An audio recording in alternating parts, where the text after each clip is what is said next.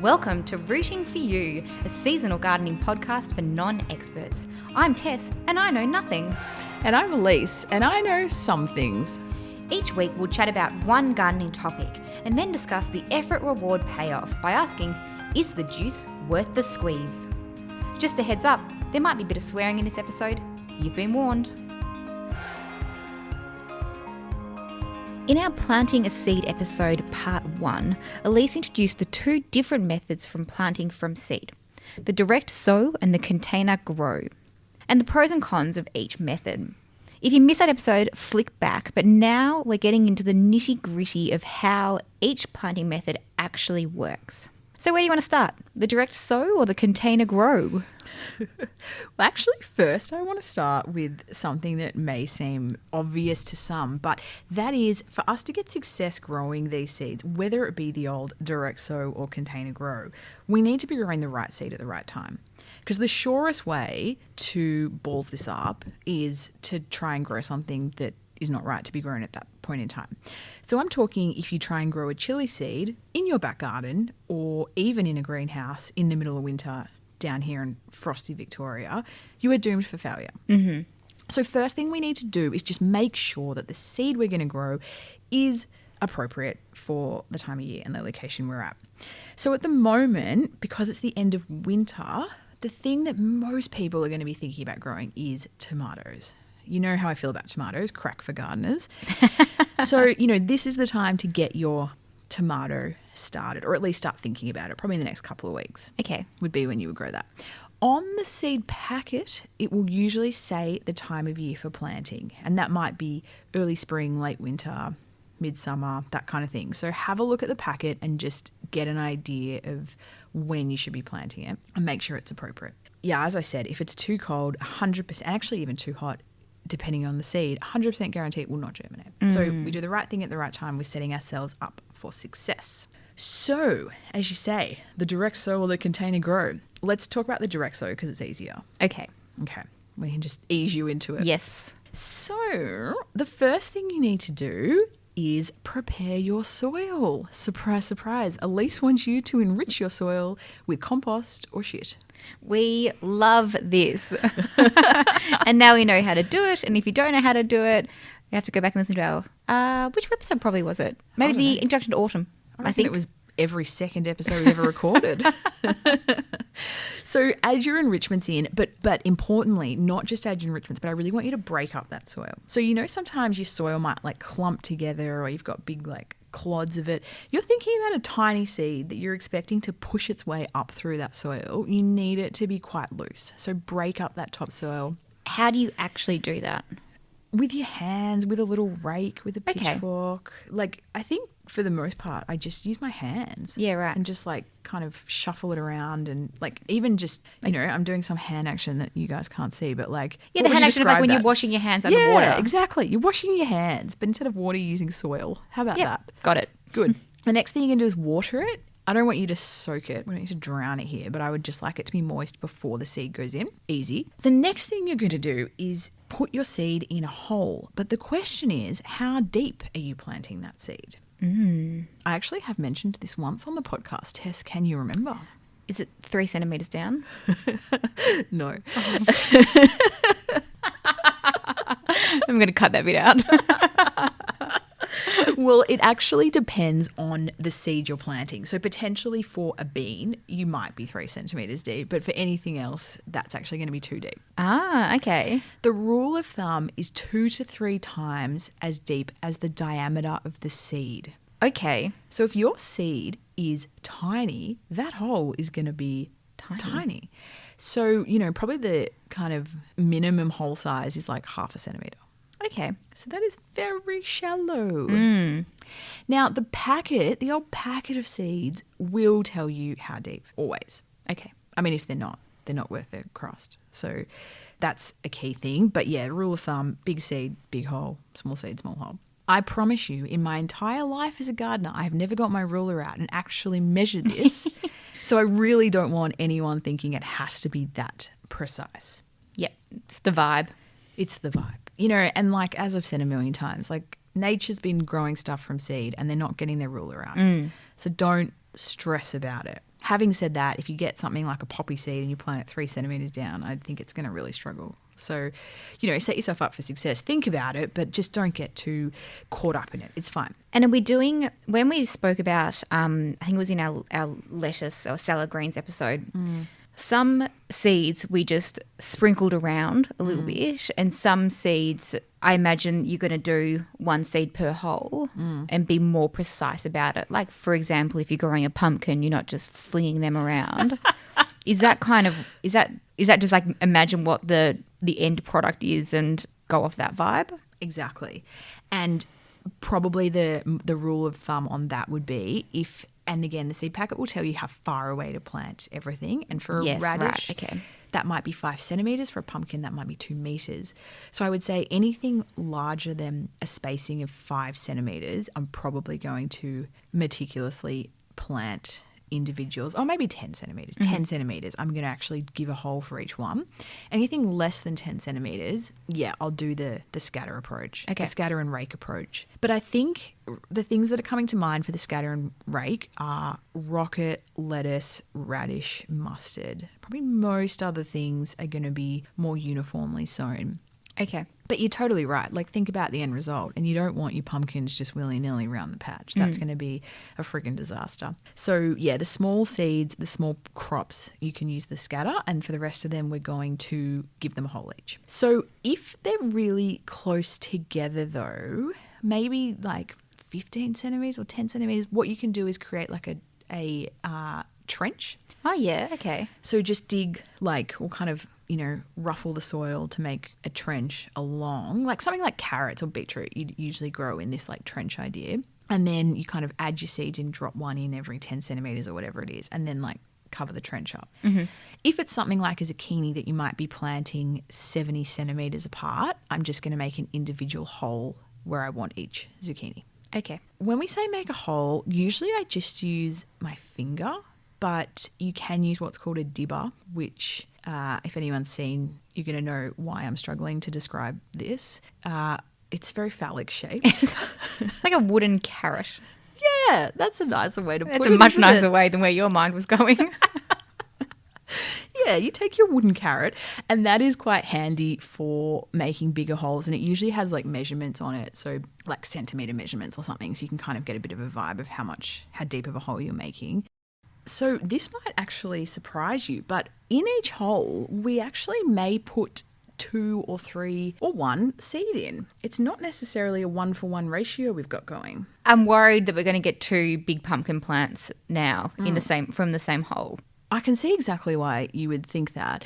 But actually, remember back on the last episode when we talked about the germination rates of the seeds? What if you've given this whole big garden bed to your pumpkin and you plant 1 seed in, and then that's the 1 seed that doesn't germinate? Of course. So we don't want that. So what we're doing is growing extra as insurance policy. Okay. And do you find that if you put 2 in, like 1 will just be stronger and do better than...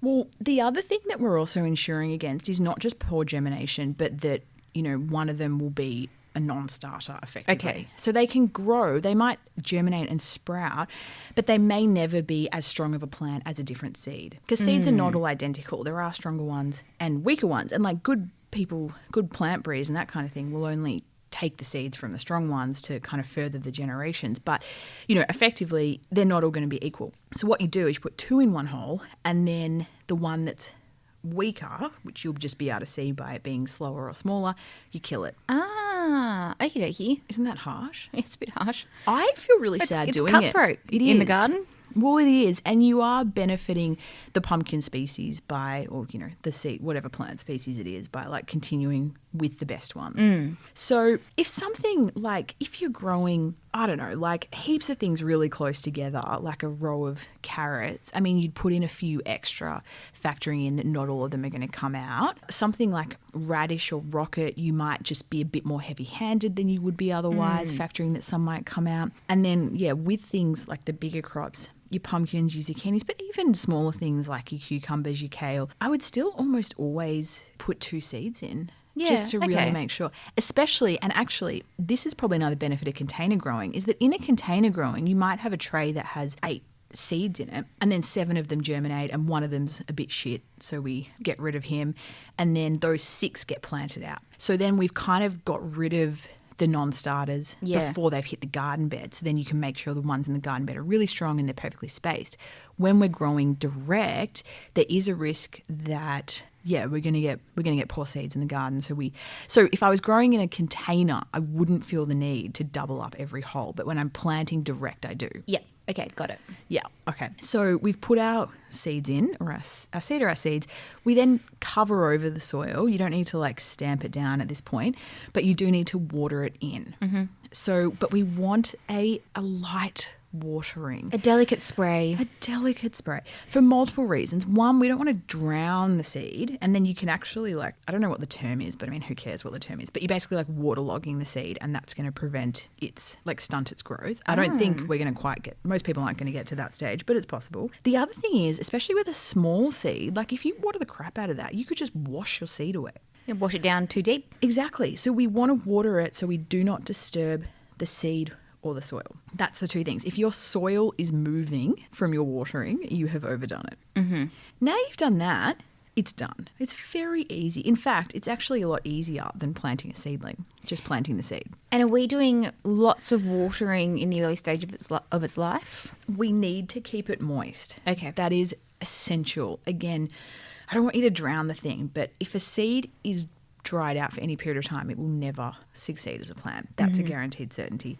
So definitely keep it moist. The other thing I want you to do is weed around the seedlings as they're coming up. We don't want a lot of weeds to take over because their roots are going to take over the seedling that we want's roots, and then we are not setting ourselves up for success. How do you know what is a weed and what is your seedling? Yeah, fair point. So if you've grown the seeds in kind of some uniform shape, it'll be quite clear what's part of your trenches or what's part of your line and what's not. But honestly, when they're very small, it's quite hard to tell. And if you've scatter grown the seeds, good luck. But because I'll tell you what, when my lettuces started coming up, I thought they were all weeds. I've actually heard this so many times where someone's been John, who I work with, said that he grew all this wasabi rocket and then his partner came along and thought it was all weeds and pulled it all out, and he was so dirty. So yeah, it is difficult, but I think grass type weeds are really obvious because they're straight up, whereas most of the veggie crops you're growing will start with 2 leaves on each side. But look, if in doubt, leave it in there. I'd prefer a seedling and some weeds than everything out. That's a really helpful indicator, the 2 leaves thing. Probably leave it in. If it's a straight shooty uppy, then it can probably come out. Exactly. And the old emoji of the seed with the 2 leaves? They're quite accurate. It actually is quite accurate. And it's funny because what most seeds do is they start most plants, I want to say, definitely most veggies, they start with those 2 rounded leaves on each side, and then as they get bigger, they develop what's called their true leaves, and then those little ones drop off. But every seedling starts with the 2 and then gets their real ones. It's like their baby teeth that then fall out. And it's they get exactly their real like ones. baby teeth. Huh. Yeah. And then so when they're little, it is impossible to tell almost the difference between the different seeds because, they all start the same. Yeah. The emoji is, unlike many emojis in the phone app, I find that one quite accurate. There you go. So that's direct sowing. How do you feel about it on top of it? I feel good about it being less steps than what I understand the container grow is going to be. I feel a little bit nervous for the things that can potentially go wrong. Well, yes, and actually you make a very good point that not only keeping the moisture up and keeping the weeds down, actually the other equally as important thing is make sure nothing is disturbing it. Slugs and snails, etc. If that's an issue, head back to the episode. But look, plenty of... It's not doomed... I don't want people to think it's doomed for failure if it's out in the open. It's really not. But yes, probably the only dicey thing about it is just watching it. So is that everything that we need to know on direct sowing? I reckon it is. Let's talk about the container grow. Okay, so this is harder. So we need to strap ourselves in for this. This is a bit of concentration. I'm a bit worried because I felt like the direct sow was quite hard. The first thing we need to do is we need to find a pot or a container to grow it in is the first thing. The smaller the pot, the faster you're going to have to transplant them out. The bigger the pot, the longer it can stay in there and the longer it can stay out of your garden bed. This is important because if you're trying to, again, intensively grow as much as humanly possible, growing your seedling in a bigger pot will mean that you can leave it out of the main patch for longer. Clear? It is clear. And you want to move it you don't want to move it all the time. Like you don't want to upgrade it 5 times in its life. Yeah.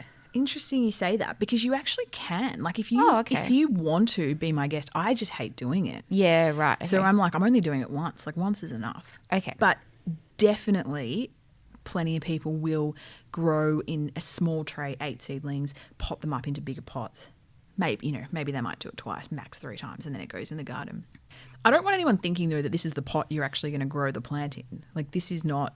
Yeah, we're just getting it. We're getting it to seedling size. Yeah. And then we are planting the seedling like we normally do. Exactly. And I think the best example is like the same containers you would get at the nursery when you've bought seedlings. They're the same containers you'll use yourself at home. Can you use them? Yeah, if you have them literally. saved from. Okay, great. That's exactly what I use over and over again. Okay. Yeah. They say wash them out. I don't, but you're meant to. Give them a rinse. I mean, yeah, give them a rinse. Go for it. I suppose the main ways that people are going to do this are in like the tubes that you get from the nursery, which are like, 10 centimetres tall, that kind of pot. And then or like the flatter trays that you get that are kind of like a bit like a sandwich sized. Yeah, okay. So if you're doing the tube stock, because that's a lot deeper, you're going to get a bigger plant in that because it's got more space for its roots to go down. If you're using one of those narrow trays, you're not going to be able to keep them in there as long, but you can grow like 8 seedlings in that one tray. Okay. So you often see that. And I think it's good to do it that way because it's efficient, because it uses less space in your greenhouse. And if you've got a small greenhouse, then, like one of these little like bench style ones, it is going to be important to get as many seeds in as possible. And also as far as potting mix goes, you're going to use a lot less potting mix also. So if you want to cut costs and be as efficient as possible, get as many seeds in the one pot as possible. Okay, so you got that. Now you're going to fill up your pot with a good quality potting mix. And you can actually buy bags specifically of seed raising mix from the nurseries. I would recommend doing this because you're only using a tiny amount of soil per pot. So it's actually lasts, it might cost $10 and it will last you. You can grow heaps and heaps of seeds from one bag. So it's not like a bag of potting mix that you might fill up a pot or a garden bed and like the whole bag just disappears instantly. Like, I think for most people in a suburban backyard, one bag of this potting mix is going to do them for 6 months of seeds. So I would buy the specific seed rating mix, and it is very fine, which again is important because that seed has to like push up through the soil. So we don't want it being kind of clumpy and crusty. So the next thing you're going to do is you're going to put the seed in, and again you're going to do this at the correct depth, which we have discussed in detail. You're going to cover it over and you're going to water it well. We don't want to drown it. We don't want to dislodge the seed, although being in a pot, it's going to be much harder to kind of problematically disturb the seed. So that all sounds quite easy, right? It does. Well, this is where it gets a little bit more difficult. Okay. Now, where do we put it is the question. Okay, where do we put it? So we want it to be covered. We want it to be warm. We want it to be protected from the elements. The 2 places people are going to do this is inside the house by a window or in a greenhouse. When I say a greenhouse, this can range from a 6 by 8 metre monstrosity like what I've got in my garden, that's a lie. I have a 3 by 8 metre monstrosity. If you've got one of those, brilliant. If not, most people won't. A freestanding plasticky covered greenhouse that you see in nurseries a lot, and you see them all the time on eBay or online. They're like $50. They're like a metal kind of triangular stand with like a plastic zip-up cover. Oh, yes. I, for years and years and years before I had my big greenhouse, did all my seedlings in that. And it worked brilliantly. Like you definitely don't need some fancy expensive greenhouse. A $50 plasticky one will do the job. The trick with that, and you heard it here first, don't make this mistake, is you get a decent gust of wind and that thing is going to fall over. If you've got all your beautiful little seedlings in there and that thing falls over, They're all gone. you are going to be miserable. So what I would do, and what I did do, is just get bricks and I kind of put them in the bottom shelf of the greenhouse to just weigh it down. Mm-hmm. That's essential.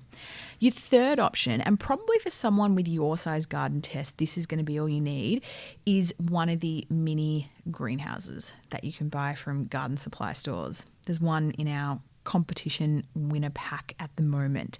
And these are like the size of a case of beer, a plastic tray on the bottom, and then a clear plastic lid, for want of a better term. And that can just live out on the porch or the driveway or just any sunny spot that's... Exactly. I would put something on top of it. Again, if you get a gust of wind, depending on what the top is, it can blow off. So I would put like a rock or something on. Yeah, so you're going to put it outside. And there's a few different considerations that we need to think about before we choose our outside location. Mm-hmm. And that's the same that goes if you've got one of the $50 plasticky greenhouses as well. So there are your three options with greenhouse plus the inside. I would say the inside is my least favourite option by far. The reason this is because once your seedlings come up, so seeds themselves require no sun to germinate. It's all moisture and water. That's good to know. Yeah. So you could grow your seeds, you could germinate them in the pitch black. That'd be fine. The second they break through that soil, they need sunlight. Mm-hmm. And what I've seen happen time and time again with people, including myself, is that when you grow them inside, fine when they're seeds, they germinate through, they've got their leaves, but your house does not have enough sunlight for those plants. And in particular, your house will have sunlight near a window, but that's not an even distribution of light for those seeds. And what happens is they start growing. This even happens within days. It's quite extraordinary. They start growing towards the light. Oh. So then what they do is they go on a weird angle, which is not what we want. And the other thing they do is they say, there's not enough light here. I'm in the forest. All the trees are shading me. I need to get taller to reach the light, because that's what plants do when they want to reach light. They get really tall really fast, and this is called being a leggy seedling. Okay. As in they've got long legs. Yeah, right. A leggy seedling is not a great way for the plant to start its life, because height and kind of stem is not what we need. We need lights, we need leaves for photosynthesis, we need all these other things, we need good root development. If that plant is putting it all into shooting up tall, it's not going to go well. So sure, you can start them inside, but honestly, once they break through, you need to get them outside. So if that's all you've got if that's the only option you've got, do it, but you're just going to have to be so careful about not getting a leggy seedling. The greenhouse setup outside, and given how cheap they are and how accessible they are and how little room they take up, like I think it is really doable for most people. On a balcony, you could have this on a balcony. So where are you going to put it is the question. You don't want it in intense direct afternoon sun. Okay. It's just going to be too much. And you think it's not just the normal amount of sun it's being faced with. It's going to be like radiated through plastic. So it's going to get a lot hotter in there, and you can actually like scorch or burn the leaves. So you want it to be bright, but you don't want harsh afternoon sun. Morning sun, I would say, is fine. That's the first thing. And then the other thing with the heat is that they can dry out really easily. So if you had a full day of sun, even in like, early spring when it's not particularly, potent, if that's in a plastic container, that's definitely going to heat up. I want bright, but I don't want direct. Okay. And definitely not that afternoon hot. Definitely not the afternoon hot. Other than that, I have no requirements. Oh, great. So whack it anywhere. Cool. And if it's one of the little ones, you could move it around. You could put it out in the morning and then take it out of the afternoon sun. So that's all fine. Keep it watered, because again, we need these seedlings to be moist, and in particular, they are in this warmer box. They will dry out faster. That is, I cannot stress how essential that is. So far, it still all sounds quite easy, right? It does sound easy. I'm getting nervous for the hard bit. This is the hard bit. And the ironic part is this is called hardening off, and it's the hard bit. You need to harden them off before you plant them out. What on earth does that mean? What on earth does hardening off mean? Have you got any clue? No clue at all. Well, this was one of those gardening terms that I heard people talk about forever and ever and ever, and I didn't want to admit that I actually didn't know what they meant. So here's the hot tip as best I can explain it. It's acclimatizing the seedlings to the harsh outdoors. Because Okay. they have been protected this whole time from the wind, the cold, the harsh rain, all the elements, and now you're about to put them outside. Okay. So how do you acclimatize your baby seedlings to the harsh outdoors? I hate this. I'm just putting it out there. For a couple of hours every day, you put them outside. I knew I saved the best till last. You put them outside with no coverings. Okay. So if you have a greenhouse like the mini one, you would just take the lid off. If you had one of the stand-up ones, you could take it out of the greenhouse, or you could actually just open up the doors to let some of the air in. You want to start this with like an hour the first day, and then maybe the next day you might do a bit longer and a bit longer, and you do this over about 7 to 10 days. It's not the end of the earth how long that is. Oh, I think the thing that makes it hard for me, and probably a lot of other people listening, is like if I'm at work during the day, like you need them, you can't just do this at night. So if I'm not there to take them out and take them in, that's when it gets a bit difficult. Are you taking your mini greenhouse to work with you? That is the obvious solution. The thing is, though, you actually don't want to do this in, again, the harsh afternoon sun straight away. So what I do find quite convenient is first thing in the morning. Yeah, like straight up from bed. Straight up from bed, get Take them it out. outside. They can be in full sun then because the full sun's not strong. And then by the time you leave for work, cover them back up. Okay. That would be a good way to go.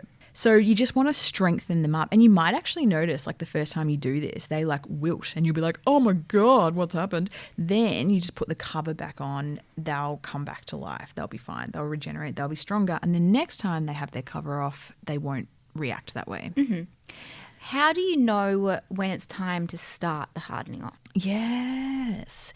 When it's looking pretty close to being the size that it needs to be before it goes in the garden. And maybe you're seeing one root, one little white fine root coming out the bottom of your pots. Okay, so reasonably substantial. that Yeah. is. Because Okay. the next stage from hardening off is planting it in the garden. Right. Okay. So it's at the end of its greenhouse life. Exactly. At this stage. This is like your you're transitioning. This is the transition period between greenhouse life and garden life. Yeah. So if you have massive tomatoes that you've grown in massive pots, like you're going to be doing this a lot later in their life than if you've grown 8 little seedlings in one tray. So it's not like, oh, when the seedling is 10 centimetres, it's time to harden it off. It's when it's ready to go in the garden based on the pot size you've grown it in. That's okay. when we harden it off. That might be a little bit tricky to tell as someone doing it for the first time. I mean, would it be online? Can you Google this stuff to work out? Well, I'm sure you can, but say you did it too early, then you're just going to plant the plant out too early, which is not really possible because, you know, you can plant it out at whatever point you want to plant it out. Okay, good. So you can't stuff that up. Right. Okay, great. The only way you could potentially cause problems here is if you waited until the seedling was like pot bound, was just a big ball of roots, and then you started hardening it Yeah, off, okay. which you had to do for 10 days before you could get it in the garden. That would be the only way you could stuff that up. So providing that hasn't happened, you're all good. But I don't think that's going to be what happens. I think you'll be fine with this. It's just having the diligence of just doing it every day. Which, I mean, while many of us are working from home, Well, this there's is a ever a great time to time. do it. Yeah. I There's ever a time to first start learning how to grow from seed. Now's the time. I was actually thinking that you'll be fine to do this spring, the rate everything's going. The one thing with hardening off also, if it's a super windy day, that wouldn't be the day that I would start it. Or what you can actually do is put them in a tub or a bucket, and then that way they're like kind of protected from like the direct wind but still getting the windy vibes. So it's kind of like, I don't know, think about it like a child learning to swim. Like, you're not just going to throw them in the deep end. You're going to like slowly transition them and slowly send them out more, and, you know, I don't know, something like that. I'm thinking of like baby animals that are rescued from the wilderness, and then they're in they're in the rescue centre, and slowly they start acclimatising them to go back into the wild. That's what I'm thinking of. Well, exactly. And when chickens are born, one of my other favourite topics is you have them with mum under heat, or you have them under a heat lamp, and then you slowly transition them to live without a heat lamp as they get older. It's exactly what we're doing with our seedlings. And if you do it too fast, it's going to be problematic. But having done, you know, if you do it properly, like, you are going to have some rip-roaring seedlings from some amazing seeds with great varieties, and you're going to be super chuffed with yourself, and it's all going to be brilliant. Amazing. And, you know, you could have 2 extra months of growing in that garden bed because you've had the seeds going in pots and not in the ground. Which is so fantastic. It's something that we briefly flagged in the part 1 episode. You're creating garden beds with this, so you can keep whatever plant is on its way out in for a little bit longer while you're growing your seed from the tray. I would say in a year, you could easily gain 3 months. Like you can turn your year into a 15-month growing season. Amazing. I love that. I really love that too. And then just also to finish off the container grow conversation, once your plant has been hardened off for 10 days, then we're back to how to plant a plant. We're back to episode 1 of the podcast, baby. Can you tell us a little bit more about the Jiffy biodegradable pots? Yeah, because I actually have used these for years and years. I'm a big fan. So they're often made of some recycled material. I want to say like cardboard or something, or they're made from like coconut fiber, like the outside of the husk of a coconut, and they shape it into a pot. And then what we can do is we can just, instead of using the old plastic pot from the nursery, we take our Jiffy pots or our coconut core pot and we fill it with soil just as we would. Put our seed in just as we would. We put it in the greenhouse just as we would, but then and we harden it off the same as well. It's just that when it comes to planting, we literally plant the pot in the ground. So with this, the one thing to note is you're only growing 1 plant per pot, because obviously if you grow 2 in there, you're going to plant them in the same hole. So we don't want that.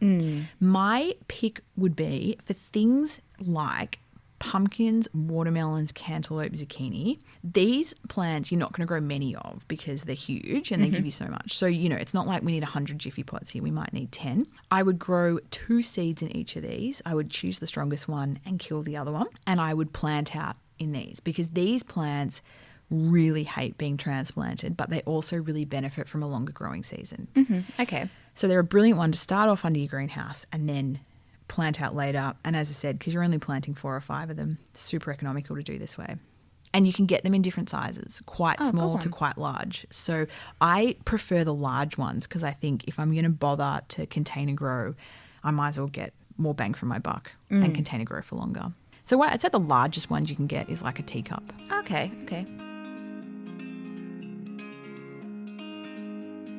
So the big question, is the juice worth the squeeze? This is where we look at the effort-reward ratio of today's topic. The categories are superstar, high effort, high reward. Completing this will make you feel like an absolute rock star. Best on ground, low effort, high reward. Quick wins and fill-ins, low effort, low reward. And finally, the wooden spoon, high effort, but not much reward.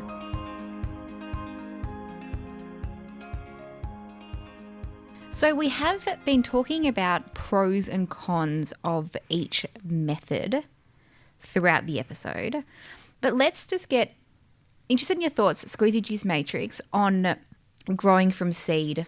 It so comes down to what you value, doesn't it? Because if time is the thing you value the most, growing from seed's probably not going to seem appealing. But pretty much everything else that we love about gardening does appeal to the growing from seed aspect. What I really love about growing from seed as opposed to the seedlings is the additional variety that you can get from. Yeah, that's my biggest benefit. That's huge. And it's so exciting, even though it means that if you may not have, say, tomatoes to put in your sandwiches for the whole of summer, but that's okay because you can grow some like super cool varieties of things and they can be treats, which is pretty awesome. I'll tell you what, the tomato bowl that you can come up with when you've got like a yellow pear and a black Russian and a green zebra, like it's so incredibly colourful and flavoursome and satisfying in a way that's like almost like a piece of art that I just don't think it can be, you know, overstated, because if you're going to go to the effort to grow it, you may as well grow the fun, best possible variety there is. So for me, that's the thing that keeps me going back to seeds time and time again. I know that we spoke a little bit about the container grow episode had the hardening off is a slightly more difficult step to it compared to direct sow. But if you can commit to the hardening off period, so a couple of hours a day for 7 to 10 days, then it feels like that's a bit of a safer bet to me than the direct sow method. So I think that would probably be my pick of the two. Yeah. It's my And do you know what? pick too. I really like the biodegradable pots. I can see myself putting a zucchini in a biodegradable pot pretty soon. One, yes, it is the time for it. But two, yeah, I absolutely love them. Like, it just makes it so easy. And because they're recycled, like especially with the coconut core, like we've got heaps of that. We're harvesting plenty of coconuts. Like, if that's a good way to use it, go for gold. For me, I'm going to say it's going to be superstar status. High effort, high reward. I think that compared to best on ground, I just think that is more work than the seedling, but it's more benefit as well. Yeah. The benefits are huge. And I can't tell you how satisfying it is just to have your plant at a decent size. You know it's pretty safe from all the critters in the garden. You can plant it exactly where it want. You can get your spacing perfect. Like, it is just, you've got rid of any of the weak seedlings already. It's very satisfying. I'm going to say superstar also. Like, the effort is definitely there, but I think probably if growing anything from seed, if you were like, I'm never going to grow a single thing from seed, like, I don't know, maybe you haven't, I feel like you'd be losing so many of the benefits of why we're doing this that you'd be selling yourself short. Particularly when there's a whole bunch of the direct sow, like the radishes and the rockets and things like that are super, super easy beginner crops. Yeah, that exactly. You have to grow from seed. Exactly. You may as well. Like, something really difficult to grow from seed, sure, let a nursery do it for you. Pay for that extra, that time and that someone else's expertise. But the easy things do. So I think the reality is we're all going to take an approach that's some seeds and some seedlings, and that's brilliant. But yeah, I think it's definitely high reward. Rooting For You is hosted by Alyce and Tess. You can find us on Instagram @rootingforyoupod or email rootingforyou@alycealexandra.com.